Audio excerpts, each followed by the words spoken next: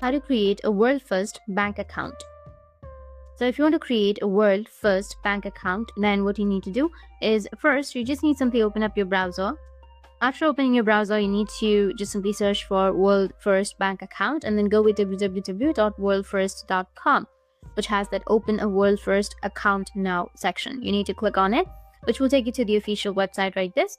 You need to just simply go with sign up, which will be in the top right, and choose the option that best fits for your business.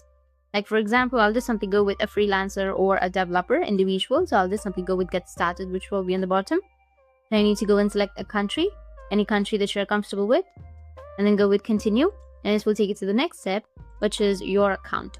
So enter your first and last name, and then enter your email and your password. So I'll just simply go with the email section and enter my email address. After that, go with send code, which will be on the right side, and then you will receive a verification code. You need to enter the verification code and then create your World account login password. Make sure that you have a good or a strong password.